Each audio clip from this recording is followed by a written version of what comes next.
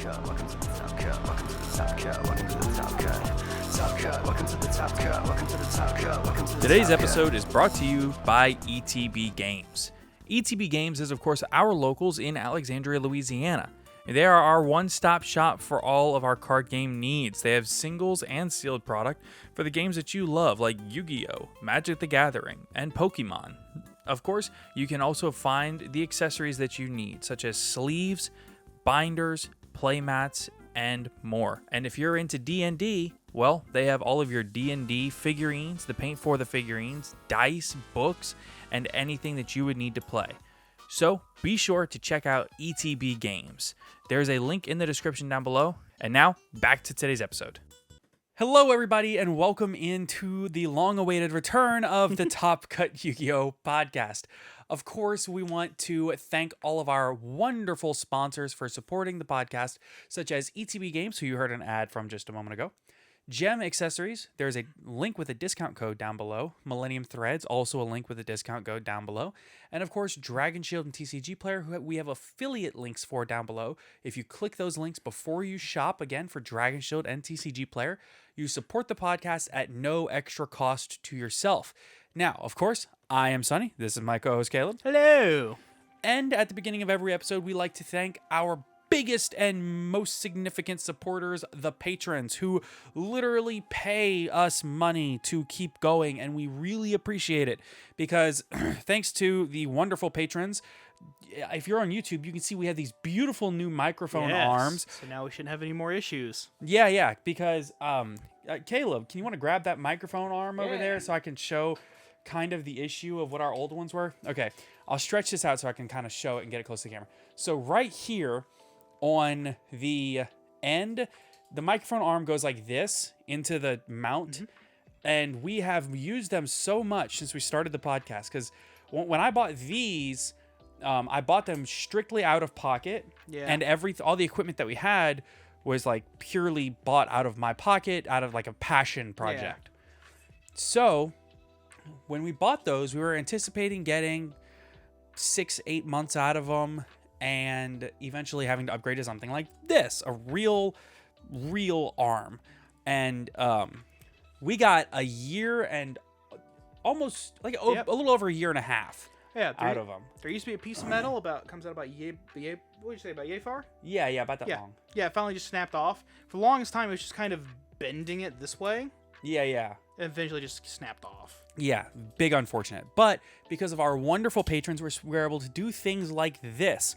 And more importantly, pay the hosting fees for the website that lets us post the podcast out on Spotify and iTunes, where you can leave a review if you like the podcast. So here's the other one, which still kind of has it on there, but you can see this is... Yeah, in fact, if Caleb wanted to, he could break it off right now with no effort. Yeah, that's not supposed to do that. No. So, anyway, so a huge thank you to all of our patrons. Cam Yang, Dragon Maid Stunzeed, Austin Johnson, Kane Martin, Zyphris, Yeet the Feet, Blackwing, Silverwind the Ascendant is the best Floodgate, Earth Machine best deck, Epi, has anyone actually read Toy Vendor, HGH Cyber, I am McLincoln. Look, can we just admit NNN is a Floodgate at this point? You only have a couple more days to leave that name. Mountain Man, Oatmeal Spaghetti, Owen Alvarado, Pig, Quitting the Game as a Floodgate, Sprite Farter, the Top Cut Podcast is proudly sponsored by Fluwanderies. Oh, they changed it. The banning of Mystic Mind has worked wonders. Unbanned number 95, Konami. Understanding and reading are two different things. Virtually Savior's World, Exo Sisters, best deck, no cap. Rogue and Tier 2 are the polite terms for bad deck. AD, Aaron Gardner, Asami, Ashless Chaps, Cyber Dank Puffer Dragon. I like that one. Duty Booty, Dragon, Maidenless Behavior, Fur Hire Dog Turd, Hurios, Pebble Cereal, Jerry Beans, man. Cam, the disciple of Caleb's waifu philosophy. Cam, I see you. I appreciate you. That's funny. King Henry, Meow Meow, I'm a silly mannequin cat, Old Man Red, pin code 143, Ray Powell, Sky Striker Maneuver Dab, and slaking it up. What, do you think I'm not going to dab when I read that? Fair. All right, so while we're here, we have a couple of things that we want to address. Of course, happy late Thanksgiving, everybody. Because, we took the whole week off last week. Or yes. We tried to. And then Konami came in from the top rope and was like, ban list. Yeah. Had that elbow drop ban list in the last quarter. Yeah. So, which I'm not upset about. No. All right. I think the ban list was generally, I'm not going to say well received, but it wasn't hated, right? Yeah, it wasn't man, this list is useless. Right. So we didn't actually get a chance to like riff and talk about the ban list when it happened. So I know I gave my thoughts in a nice little 10-minute video that if you're listening on Spotify or iTunes, there's a video on our YouTube of the episode that went out last week. So if you could go watch that and get our numbers up, that would be awesome because we really, really, really want to get 1,000 subscribers on our YouTube by the end of the year, please. It's a late goal that we added. So, with that said, let's go ahead and talk a little bit about the ban list. After that, we'll talk a little bit about YC has San Jose, and then we're gonna riff a little bit on Edison format because over the weekend there was an Edison format tournament very close to us, and the cool part about an Edison tournament is that everybody brings all of their Edison cards for trading and stuff rather than just like advanced stuff, which is no fun. So because everybody's bringing Edison stuff, I was able to pick up everything I needed to finish my Edison cube that I'm thinking I'm going to do a whole video on at some point. That'd be cool. So, but let's talk about the ban list first. So, starting off with I think we're just going to start off with bans, and then we'll kind of go through, and I just kind of want to get your thoughts on everything as it... Fair enough. Already got it pulled up. Yeah, I had to pull it up. Yeah. All right, so the previous list, which was the October 3rd list, is going to remain in effect until December 1st, 2022. So we still have a couple more days on these, and... Got about 3 more days. Yeah, and... that means that Friday's episode will be the start of the new season. Yep. Because we like to start after the ban list takes effect. Yeah. So, this ban list kind of came out of nowhere. Although it does say that the next update will be in a few months. A couple isn't really a few. And it's been less than 2 months since the last ban list. Like 7 weeks-ish, 7-8 weeks. So... I think that there's a feeling of this being an emergency ban list throughout a lot of the community. But at the same time, it's one of those cases of where they just kind of say, like, hey, here's the thing. Right. Oh, cool. No, you need to act on this, like, now. Oh, God! Yeah. Yeah, that kind of feeling where they haven't said, this is an emergency. Right. So... I think part of it is that they said in the original post when they put it on like Twitter and stuff, they said that this ban list they're posting it early because of the upcoming holidays and stuff.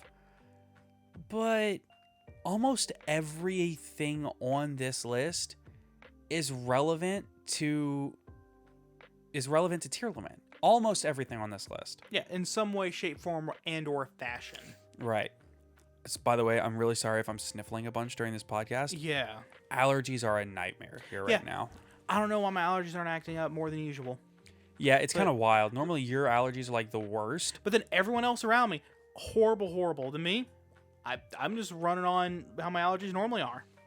Yeah, and normally I take Zyrtec like every day, but I missed it like 3 days last week for various reasons. Yeah, and I think that's why you're messed up right now. Right. Okay, so newly banned cards. So, of course, we're going to start with Curious the Lightsworn Dominion. Cool. So, how do you feel? I'm just going to ask you how you feel after I read off each of these cards, because I gave my thoughts already. Okay, for Curious, my thought is, hey, that would have been great. Like 2 ban lists ago. Even a ban list ago. Yeah, Curious would have been a perfect hit last ban list. Yeah. I think... it's good that they did it. Yeah, but it almost feels to me like they're afraid of Danger Dark World becoming like a real problem again. Which is entirely fair. Yeah, because Danger Dark World, that was the last time that Curious was a huge problem. Yeah, and it started kind of cropping back up here and there. So I think this is oh dear God axe it now. Right. So Danger Dark World, obviously there's a new Dark World structure deck coming out in a couple of weeks. Yeah. And Danger Dark World is kind of possible with the new support, not to the same extent, I would say. Mm-hmm. But obviously Curious was a huge part of the last iteration of Tier Limit, where the Tier Limit was running a bunch of danger monsters, and they're not anymore. Dark World. Well, Tier Limit was running a lot of dangers. Yes. Right, yeah. So, and because of that, they were running Curious. But they're not anymore, and Snow is banned, so there's not really like a great send off of Curious, other than I guess a Tier Limit, but like... Yeah, but then... Yeah, it's kind of awkward, because it doesn't really hit the deck like it would have 2 months ago. But, you know, I think this is a case of it is a hit to that, but then also a pre-hit to the possibility of a re-emergence of Danger Dark World. Yeah. But in its new form, particularly because of that new fusion that they're getting, which is kind of good. Yeah, but just... I don't know. Yeah. The hit is rather Curious. Ha! All right, your only other newly banned card is Mystic Mine. Which people have been calling for how long? About 2 years. Yeah. So, how do you feel about this? Took them long enough. Yeah. It was honestly a mystery that it took this long. Yeah, it's just a... That one was bad. It's that... I don't mind it. It's that... Man, you're really digging for these puns, aren't you? Yeah, I'm digging deep for the mine puns. Yeah. Careful, though. Because they might not serve you in bars anymore, because you'd be a miner. Okay. That's enough of that. That was the worst one yet. Okay, back to what I was saying, though, about Mystic Mine. I just get this feeling of, fine, took you long enough. Yeah, it's almost like Konami is like, okay, they're not gonna love this ban list, So let's put something that we like. It feels like that they left Mystic Mine unbanned for so long, right? just for this exact situation of this ban list is garbage, and now it's good. Yeah, it literally feels like they were waiting for the moment where they were like, we know that they're going to feel like this list is underwhelming. We need to do something else. So let's pull that Mystic Mine ban out of our back pocket. Boom, now it's a good list. Right. Problem solved. We saved Yu-Gi-Oh! Exactly. So next we move on to the limited cards, because those, again, were the only 2 banned cards, Curious Lightsworn Dominion and Mystic Mine. And newly limited is Herald of Orange Light. I'm going to now recreate the face I made when I read that.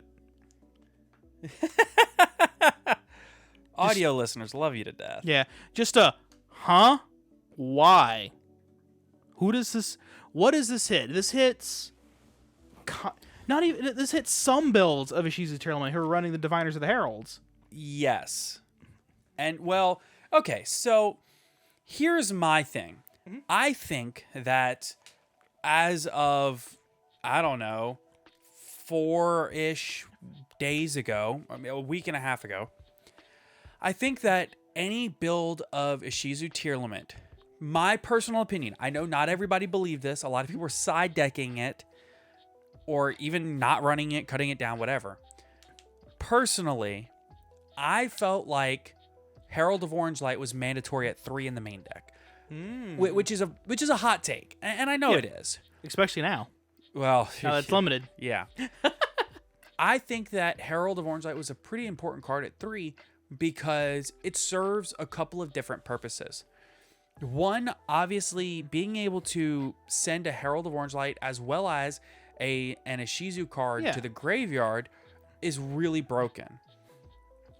Also, to me, I felt like anytime you had Herald plus a fairy in hand, all of your combos were well insulated, and you always had a way to maybe stop a Bestial or stop something that is going to truly mess up your game plan.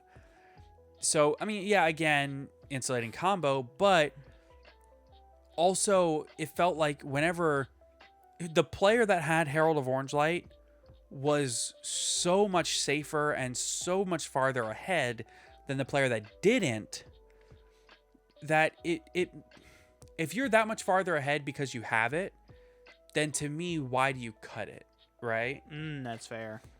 Now, what this is a much bigger hit to is Drytron. Poor Drytron. Poor Drytron. I just... Listen, anytime something fairy related comes up, they take a kick in the rib. Yeah, for sure. And they're just like, we didn't even do anything. Yeah, Drytron really got kicked in the nuts on that one.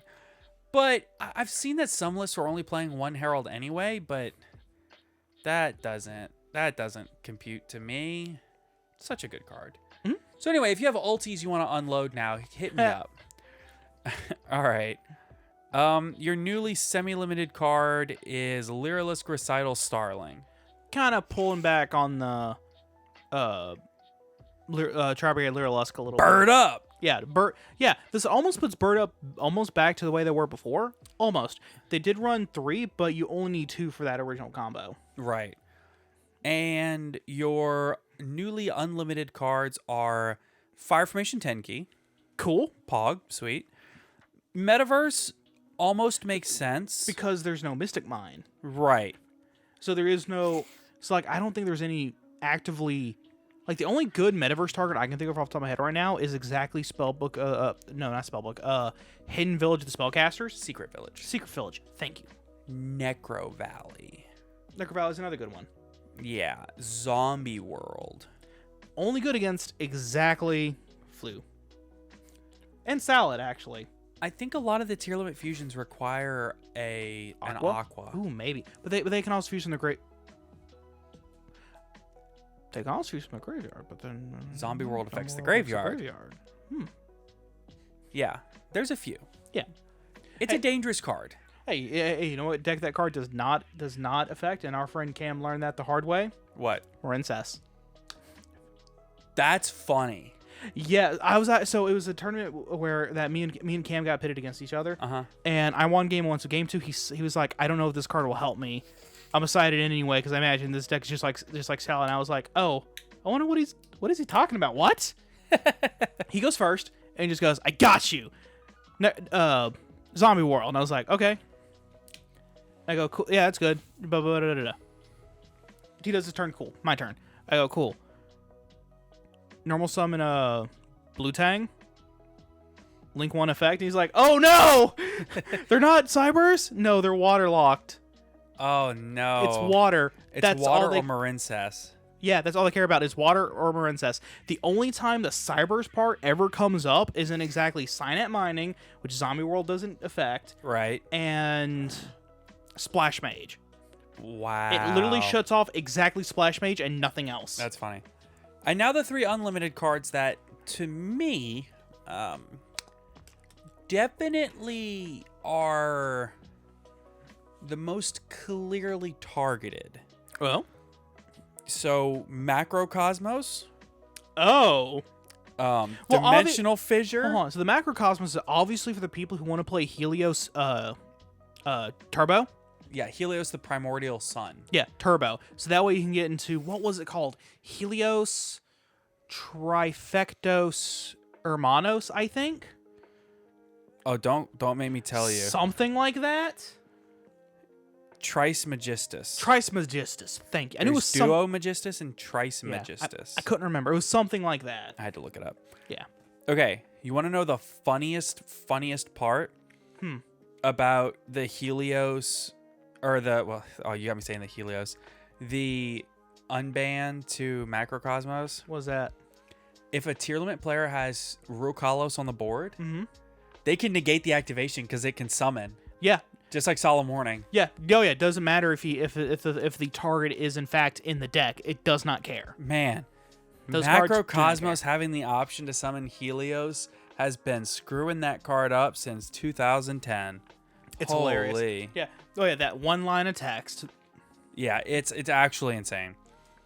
Dimensional Fissure, which is the much better card than Macro, but well, yes, it's both better and worse in exactly one circumstance. Okay. You can flip the macro at the start of your opponent's turn. Okay. So, I don't completely... You can activate D-Fissure at the end of your turn. Yeah, but no. if you if you activate defense, your opponent knows it's there. If you just set the macro and pass, they don't know it's there, and they don't know they have to play around it. And then let's say they activate something that just, as the effect mills, flip macro on it, and all that stuff just gets banished. I guess That's the exact circumstances that they don't know that they're going to. Well, they can guess if you just set one pass. I guess. And that's the only circumstance.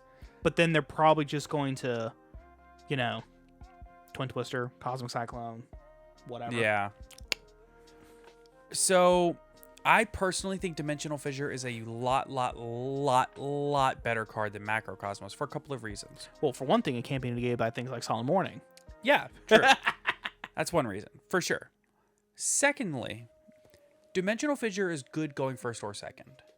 Macro is only good going first, and even then, it's like fine. It's only good going first because of the reason that you said. Whereas Dimensional Fissure is just as good going first as Macro is, in my opinion. They'll serve the same effective purpose. Yeah. And it's better than Macro going second. Oh, big because time. then you don't have to wait till turn 4 or 3 for it to be live. Yeah, you don't have to pass your turn and then flip it. It's just, boom, it's on. Right, and from then, if your opponent tries to activate something to mill on your turn, then you can immediately have that installation. Yeah, you can start your turn by Exactly. on the board. Good luck. And because that deck plays just as much on your turn as they do on their turn, that's a Correct. big deal. So the last unban is Tellarknight Ptolemaeus, which Cool. might be unassuming on the surface, but Tellarknight Ptolemaeus has a really interesting thing that it can do in this current format. Okay. So Tellarknight Ptolemaeus, let me just read it for those that don't know what this card does. Like me. Right. Tellarknight Ptolemaeus was a card that released after we left the game and has been banned pretty much for like years. So Tellarknight Ptolemaeus requires 2 or more level 4 monsters. So really generic rank 4. It's like I said, it's an XC, so it's a rank 4. Once per chain during either player's turn, you can detach 3 Xyz materials from this card. Special summon from your extra deck 1 monster that is 1 rank higher than this card, except a number monster, by using this face-up card you control as the Xyz material.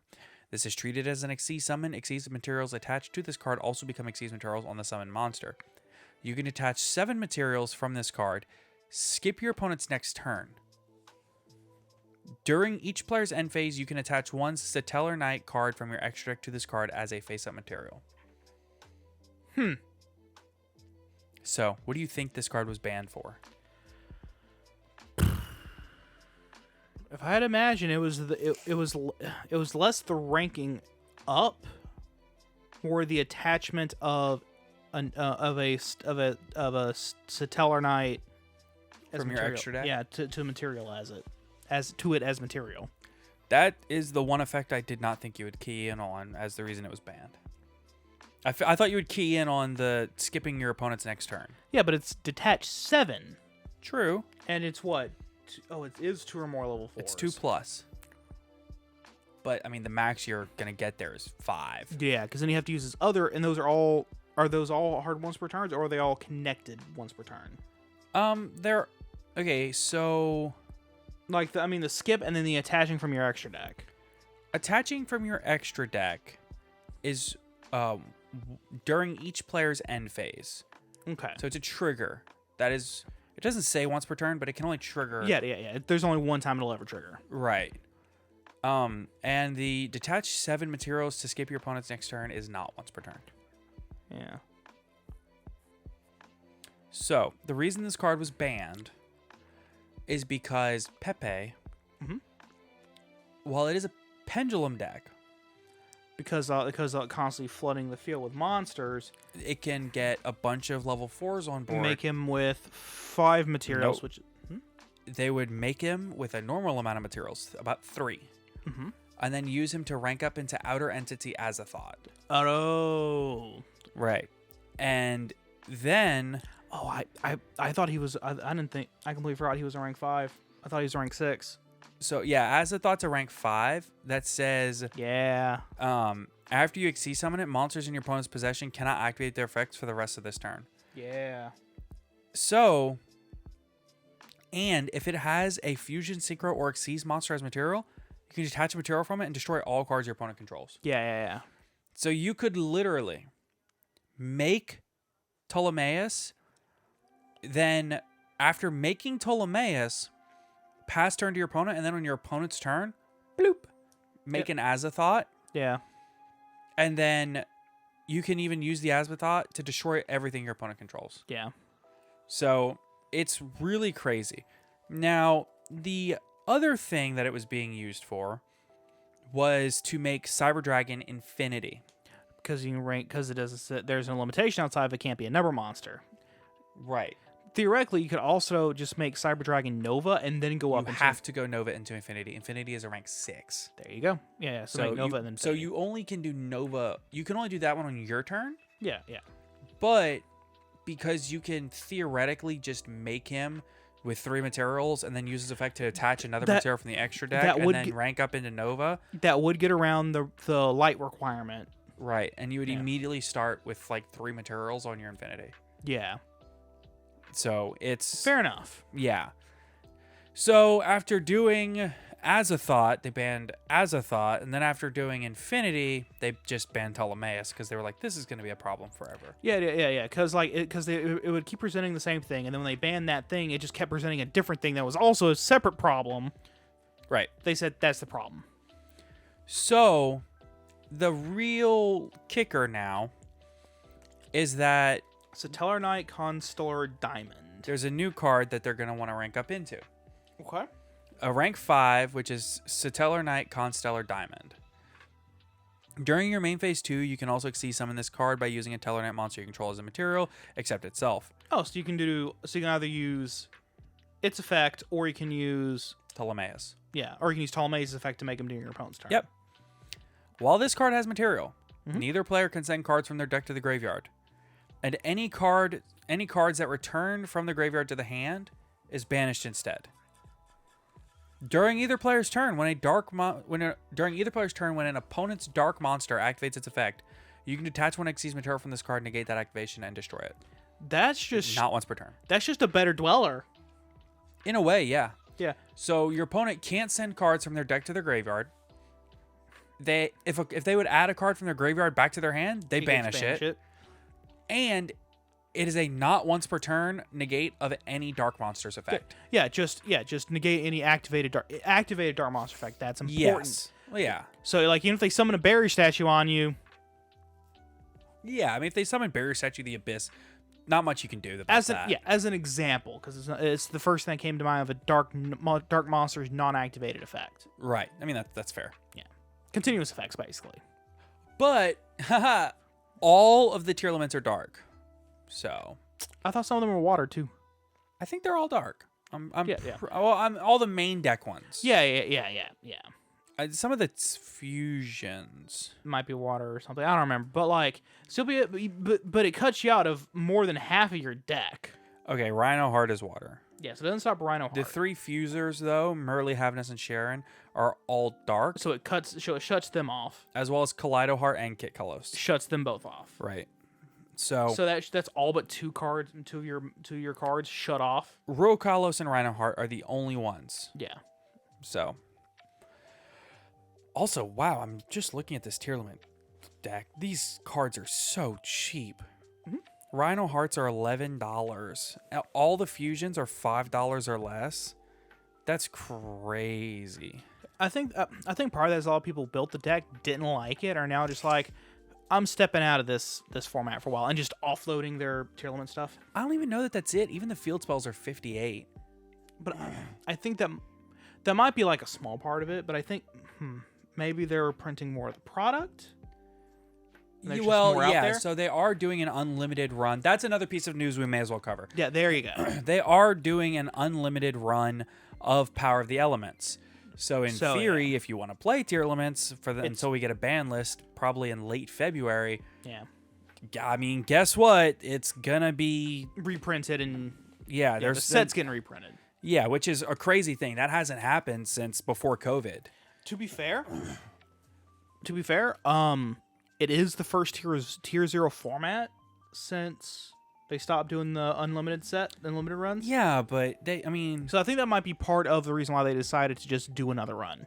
if I'm being honest, I think the real reason that they decided to do an unlimited run is that they finally had access to enough card stock to do it. Oh, that's fair. 'Cause Either everything's- that or somebody at the printing press was like, hey, listen, this is what we have allocated for each card game for, this time frame each month. In December, you have like no products coming out except for one structure deck. And in January, you have no products coming out. And you have like one product scheduled for February. Yeah, so that they have time to build back up the card stock needed to print the next thing. Right. So they need something to print, right? That's fair. They want to print something. So, I mean, now that you don't really have, a set releasing every 2 weeks for the next 3 months. Yeah. I mean, from here until the middle of February, there's one thing releasing, which is the Dark World Structure Deck. After that releases, we don't have anything scheduled until Photon Hypernova, which is coming out in mid-February. Yeah. I mean, it's a pretty big gap in release. Oh yeah. No. So that might also be part of it. Yeah, we're gonna sit here and chill in Tier 0 tier limit format for at least the next 2.5 to 3 months. Yeah. So be ready for that, because this ban list is fine. It's okay, but It doesn't address the elephant in the room. right. A lot of people wanted like a limit to the primitive planet Perlino. A lot of people wanted a limit to Havness, maybe a semi-limit to Sharon, and none of that's Something. happening. Yeah, I don't think that's going to happen until February. Yeah, now in February they're gonna destroy this deck. Oh yeah, no, I wouldn't be surprised if they literally did everything you just said, but then also like limit. I don't know, Medora probably hit the Ishizu Yeah. stuff too. Medora, and is it Keldo or Kelbeck is the 3 of? Keldo. Keldo, yeah.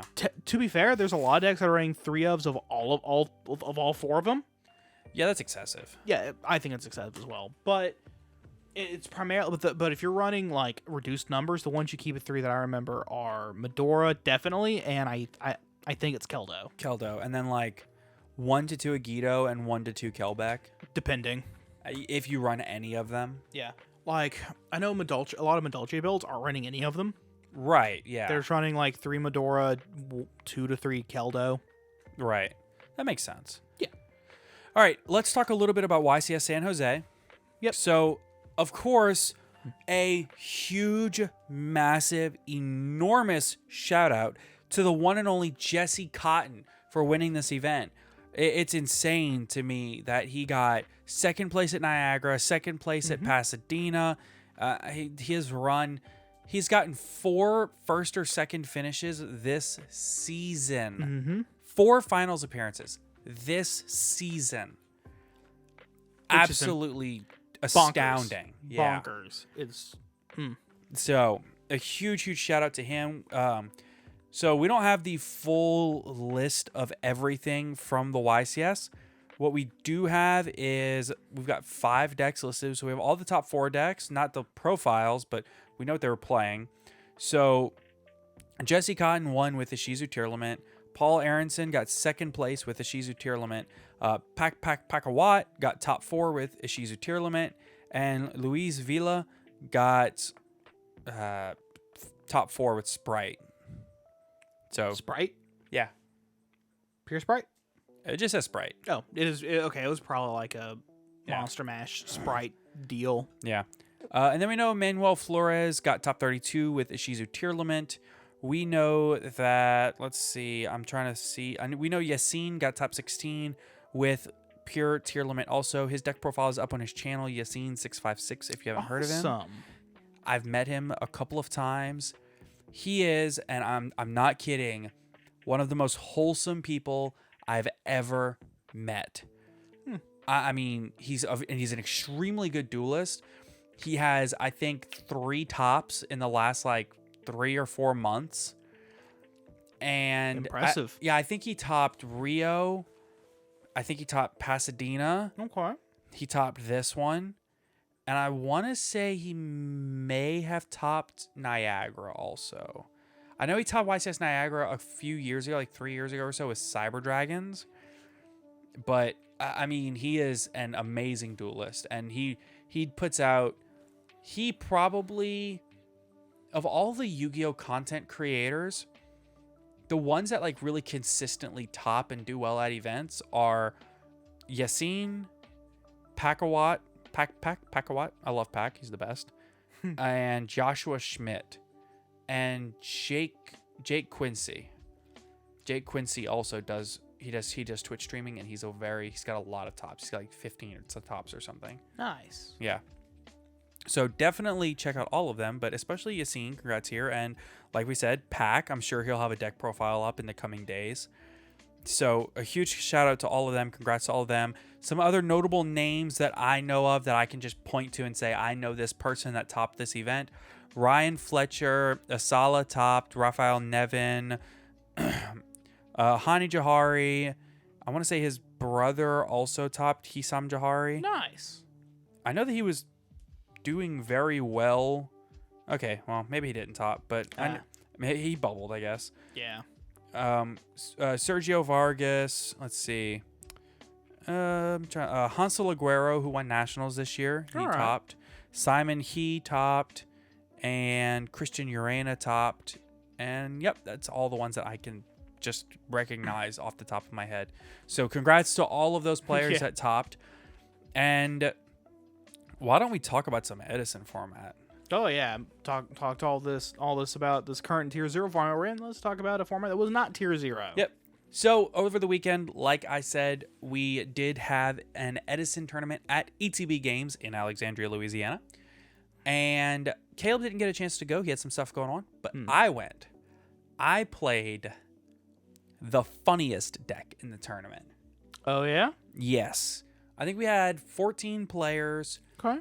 And we had, I think, 2 or 3 Black Wings, 2 or 3 zombies, a couple of Light Sworns. I'm trying to think of. We had one dragon. Dragons did well. Let's see what else. I'm trying to think of what else there was. I know there was a Frog Monarch deck. Ooh, Frogonarchs. Yeah, there was like a zombie hero water deck. Was it like where's like zombies, Like Diva Hero zombies. Yeah, where's like zombies, Deep Sea Diva, and then like 3 heroes. Yeah, like 3 or 4 heroes. Yeah. Handful. Yeah. And then I want to say there was 1 or 2 other things running around, but personally, I played the coolest, most based and red pill deck in the entire room. I didn't do well, but I played it. I made a couple of really key misplays, but I played Gadgets. And Machinas. Machina Gadget.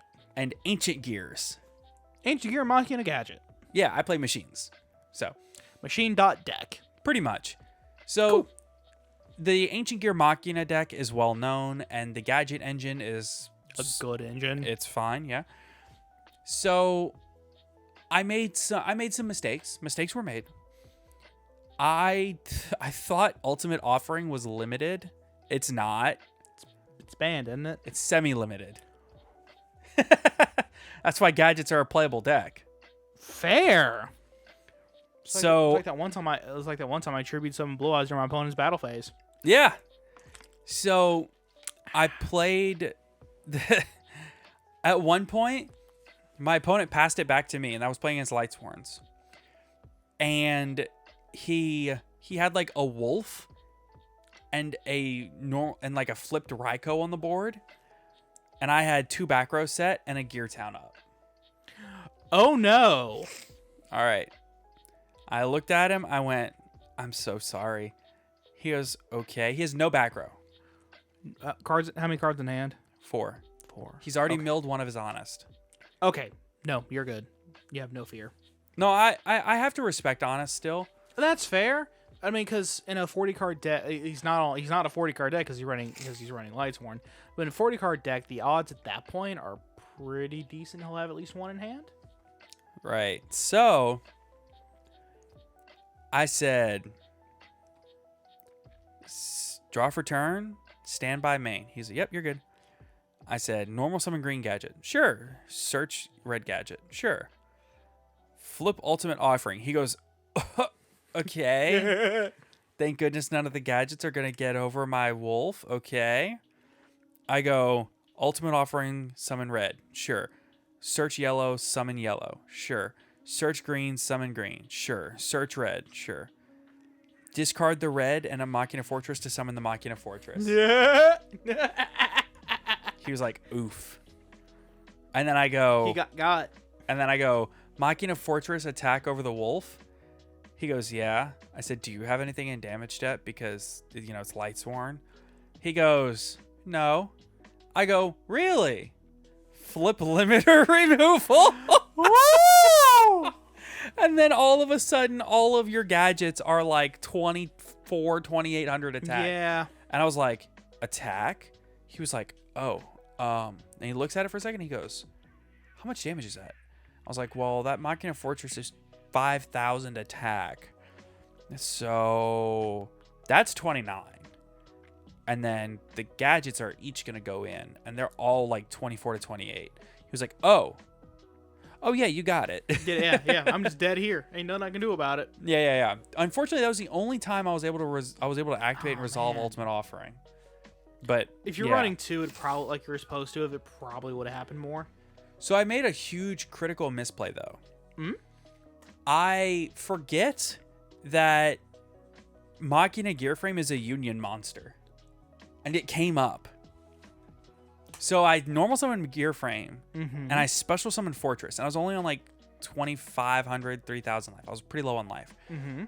And the Fortress was kind of my way to ensure that he didn't kill me because he has to basically summon JD to kill my Fortress. Yeah. So, or run into it with something with Honest. Yeah. So, I said, Gear Frame, Fortress, pass.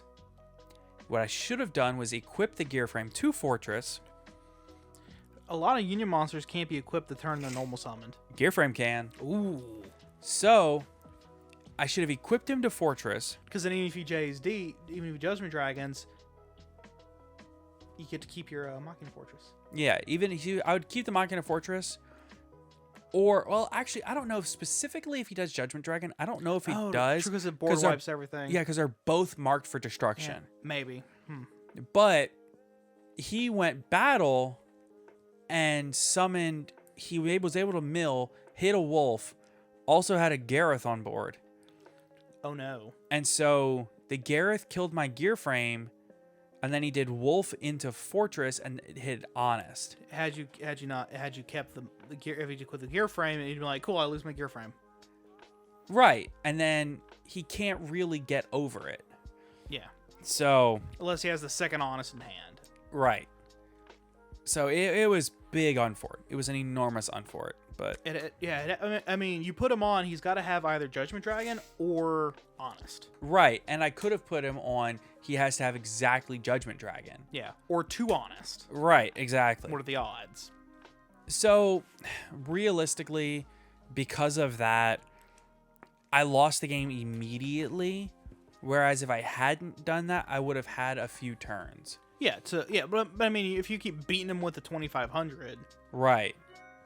Now, there was another moment where I had to take a gamble at one point against the Diva Hero zombie player because he went off, summoned Stardust with an Absolute Zero, and that's 25, and then It's 5,000.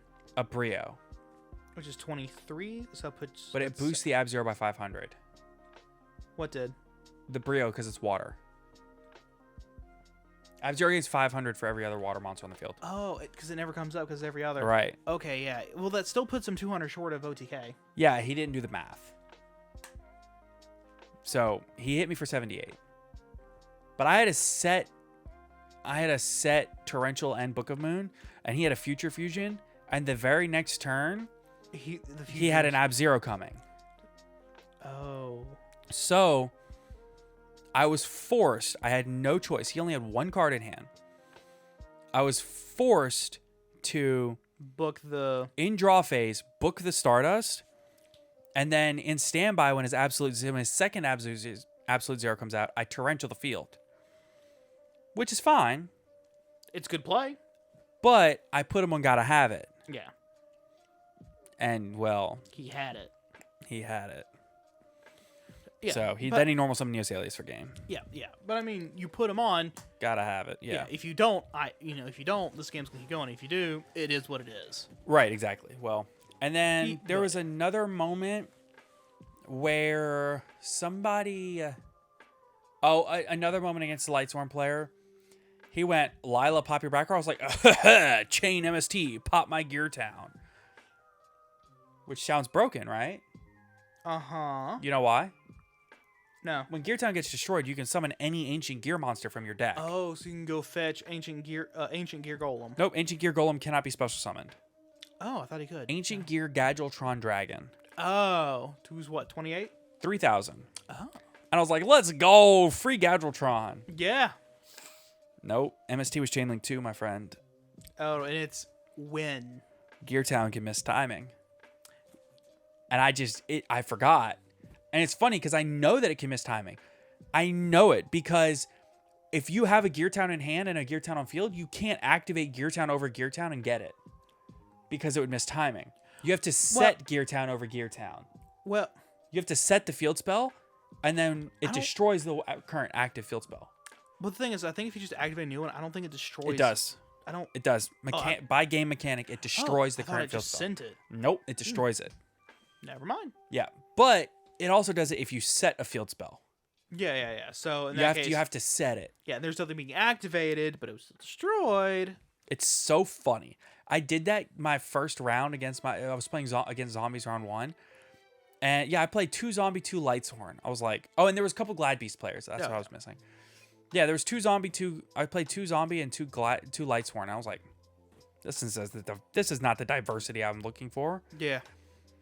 So I ended up playing the Lightsworn guy or the zombie guy round 1, and I went activate Gear Town, and he looked at me and he was like, huh? Yeah, because He was like, what does that do? And I let him read it. He was like, okay, you can normal summon ancient gear monsters for 1 less tribute. And when it's destroyed, you summon them from the deck. I was like, okay, you're going to MST your own Gear Town? What's going on? I was like, terraforming, search Gear Town, set Gear Town. And I was like, activate the one I destroyed.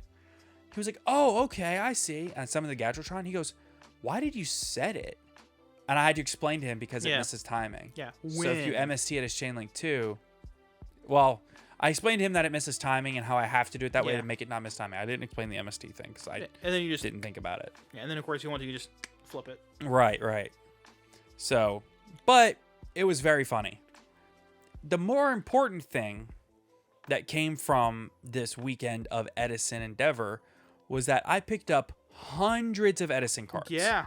By my count, around 250. Caleb, is there any chance that I could ask you to reach over there and get the cube? Yeah. I'll go grab that cube. It's a lot easier for you to reach than me. Yeah. So, one of my big goals, everybody, this is your chance. Caleb Feet Picks right now. This is your chance. Well, actually, No, don't say that. Caleb Feet Picks. Anyway. Thank you for telling me. Yeah. So, these 2 boxes that you can maybe see are all my Edison cube. And there's a lot of stuff in here. I took an enormous amount of inspiration from E3 Yu-Gi-Oh! And more specifically, RJ the Jank Monarch. I think his name is the RJB0 on YouTube. We've had him on the podcast before. He's an awesome person, and they really are a wonderful resource for not just Edison, but they also have a great series called Wave Motion Yu-Gi-Oh! So the cool part about the cube is, for those that don't know, is that it's essentially a draft format. So how it works is there's over 500 cards in the cube, and when it's pretty much complete. I'm missing a couple of cards. Like I need 3 Shura, I need 3 Gotham's Emergency Call. I need some Kaloots. I need a... Just a couple, just groupings of random stuff. Yeah, I need like an X-Saber Hyunlei, and then after that, all I need is like a bunch of like Ancient Fairies, Colossal Fighters, and a few Armory Arms. Yeah. Just like a bunch of Edison like extra deck staple stuff. Like I could use a couple more Armor Masters just because like it's a good card, but the issue with Armor Master is that the cheapest copies of Armor Master are $10. For good reason. Yeah, it's a great card. So, It's in that great. vein... It's a great card whose archetype just got support. Right, yeah. So, in that vein, I am playing... There's like a bunch of recruiters. There's a small Blackwing core. You don't put the whole Blackwing core, otherwise it's broken. Yeah. You put like one Black Whirlwind. Yeah, one Whirlwind, like only one Bora. There's 3 Sirocco and 2 Vayu.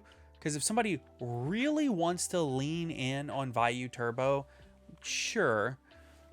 But it's going to impact the rest of your draft in a negative way. And you also have to be sure that other people are not going after the Blackwing stuff. So, you know, that way you can actually get all the cards you need. Yeah, so then it definitely becomes a situation of, do I start this now? Because, you know, like, because the way drafts work is, hey, I see all this Blackwing stuff still here. Do I start taking it now, or do I take this other good card that I can still use, and then pray that no one else starts taking the Blackwing cards? Right. So let's kind of explain the how it idea of a works. cube and how it works. So there is 480 main deck cards, even number. It's exactly 480, and this is because you start with 8 people, and they each get 3 piles of 20 cards. So that's 60 cards per person, 8 people. And the way the cube is working is you do 3 piles of 20 and then 1 pile of 15 extra deck monsters, which I only have enough for 10 extra deck monsters per person currently, but whatever. That'll change. So you take the first stack of 20 and you look at it.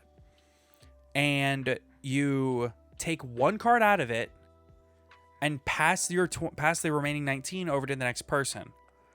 And then the person you pass it to the left. And then the person to your right will pass you their 19, and you take 1 card from it, pass it on, and then you get 18, then you get 17, and you go until all the cards are gone. So, in theory, you should have a chance to get any card in the stack you start with 3.5 times, right? Give or take. The second pile, you grab 20 again, but you also grab the 15 extra deck cards. And then you draft 1 card from any of those 35. And you go all the way around, and you keep passing it to the left and taking the next one until all 35 of those are gone. And then you do the same thing with the last stack of 20. So at the end, you're left with a 60-card deck and a 15-card extra deck, or in my case, 10, because I'm missing a bunch of random staple stuff. So, in essence, you can then build out of your 60-card pool that you drafted.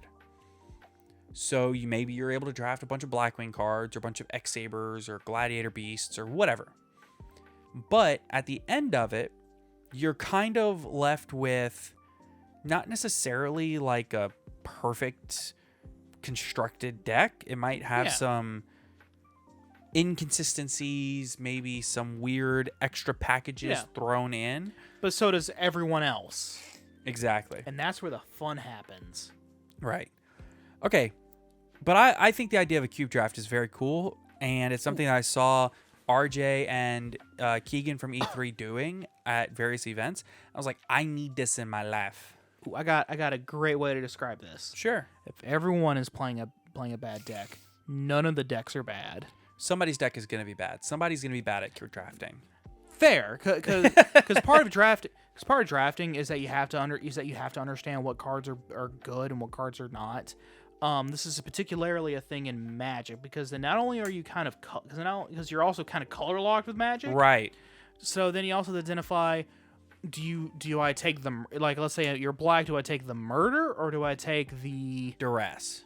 or do I take the duress? Yeah. You know, murder being destroy a monster, duress being my opponent has to discard a card. You but rip a it's- card from their hand. Yeah, you It's rip a confiscation. card. Yeah, it's confiscation, but with some limitations on it. Right. Okay. It'd be like confiscation only being able to rip out a monster card. Yeah. You want to knock out some mailbag questions since we haven't done mailbag questions in like weeks? Yeah, let's do it. All right. So, how much copium should I take for Evil Twin to be playable again? Not a lot, actually. Put in a bunch of sprite cards and it's still playable. Yeah, like Sprite Evil Twin is a good deck. Yeah, for sure. How much of an effect do you think the new ban list will have on the current format? And was the complete ban on mine called for, or could it have gone too limited? Limiting mine would have been the worst thing they possibly could have done. It would have been a tragedy and a nightmare. Because then it becomes even sackier.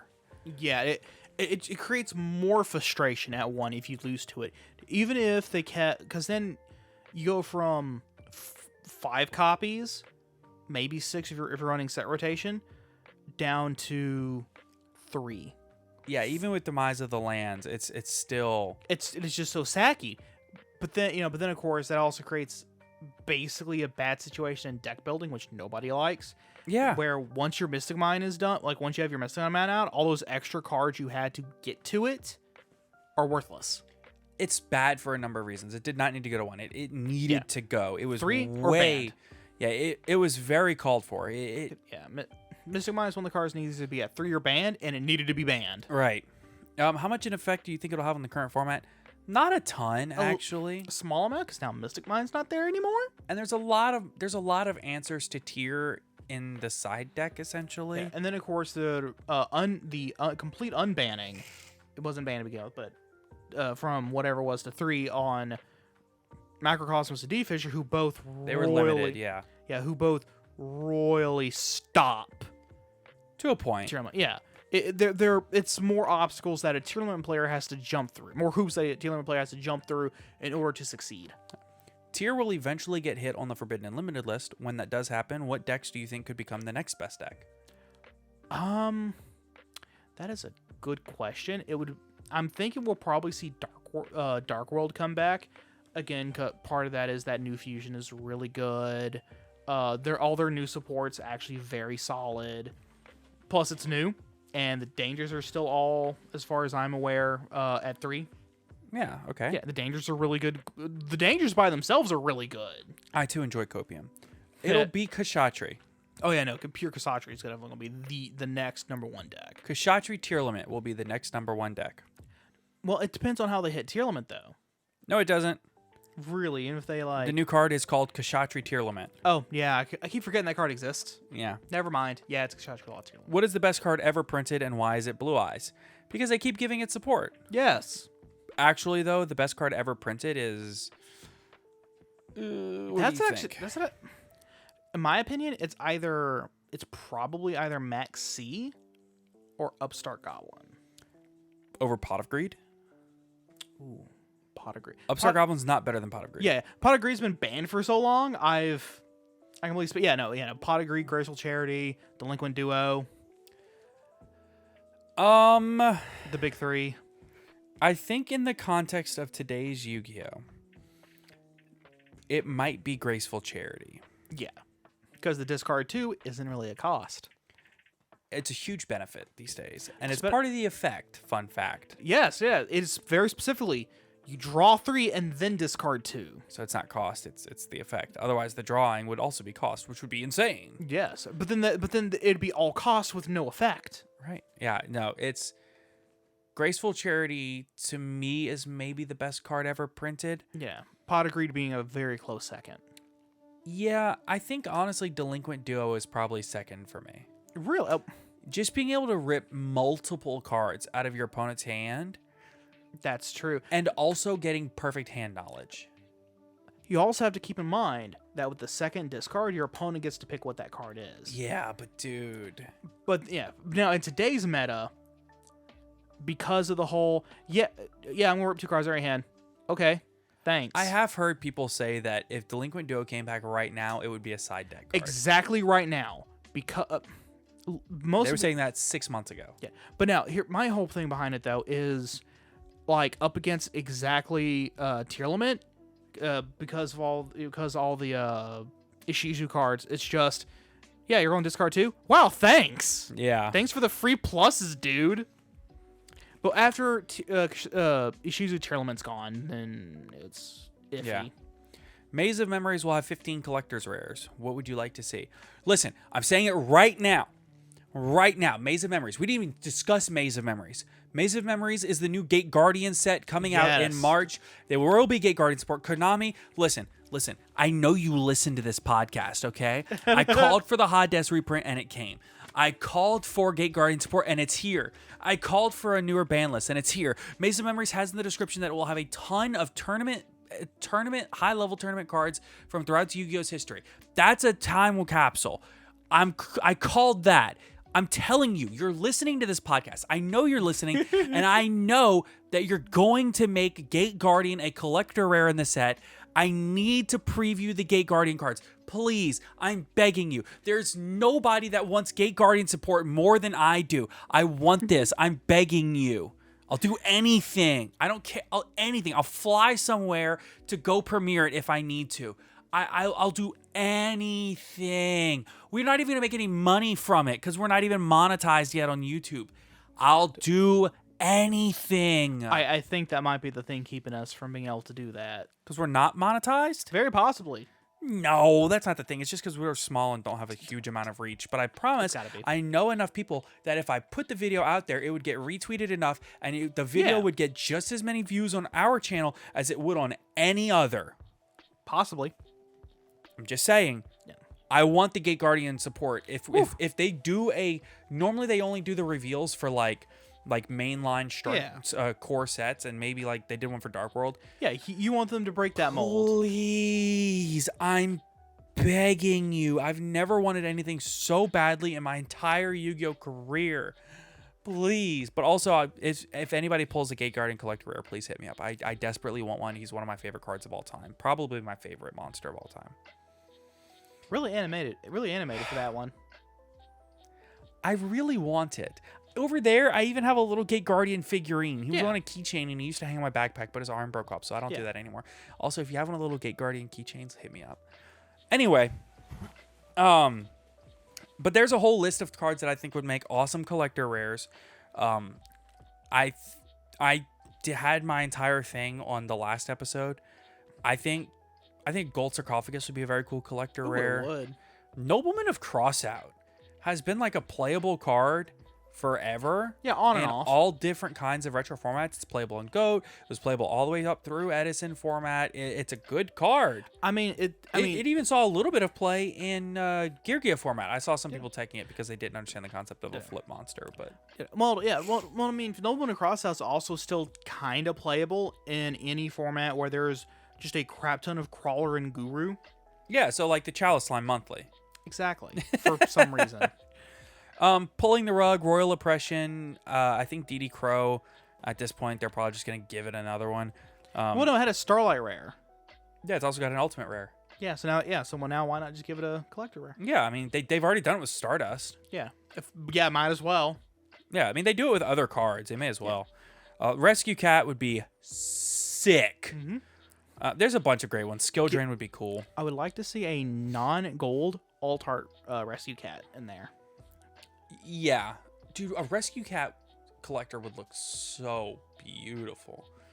And it's a lot of people's favorite card. Substitute would be a great collector's rare, but please, if you do that, please, I'm begging you, also make it like a common or a rare. Yeah. Because that card is like $15 because it's only ever had one printing and it desperately needs a reprint. Okay, we're over, so we're going to blow through these last ones because I don't know how to budget my time correctly. Fair enough. Let's see. It's long been a shared thought among players that Mystic Mine was the TCG's Max C in terms of how unfun it was. With Mine now being banned, do you think there's a bigger risk for Max C returning to the TCG somewhere down the line?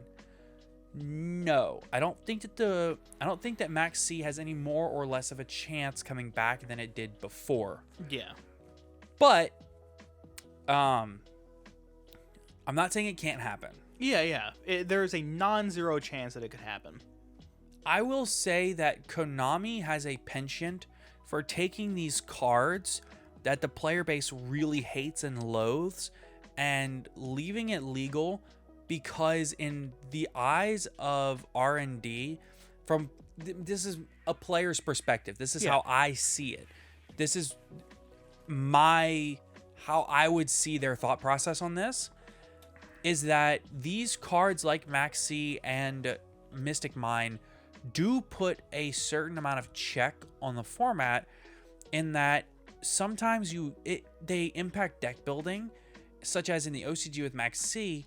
A deck like Drytron never even got hit over there because of Max C's existence, and the fact that Max C is such an overwhelming presence that control decks are better. I mean, Labyrinth just got second place out of YCS over there, and Max C allows players, it forces players to play more mid-rangey decks. Yeah, more control and more mid-range than combo. Right. Whereas here in the TCG, we have a tendency to play much heavier combo decks because we don't have fear of Max C. Now, Mystic Mine impacted deck building in a very different way, where Mystic Mine forced us to respect back row in a special way. Mystic Mine forced deck building to change in a way to where you always had to have an eye on the... You had to have a way to out it. With Sword Soul, for example, you had to run 3 Heavenly Dragon Circle, because that way you needed to be able to link down your board into maybe a Draco Master or something like that.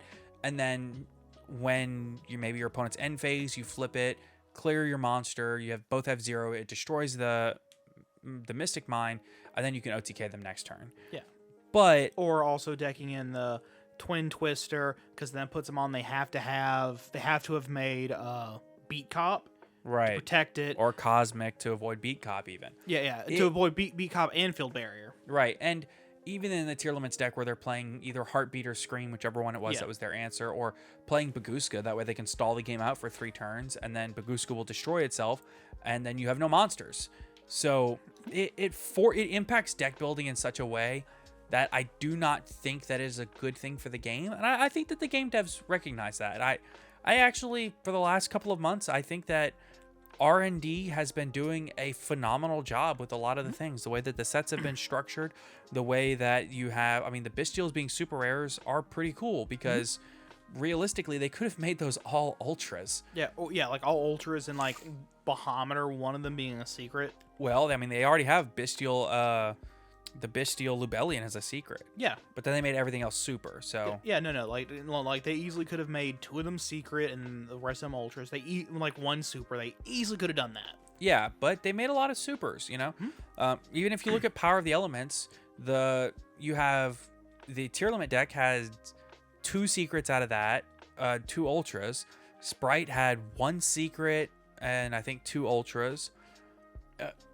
1 secret, 3 Ultras.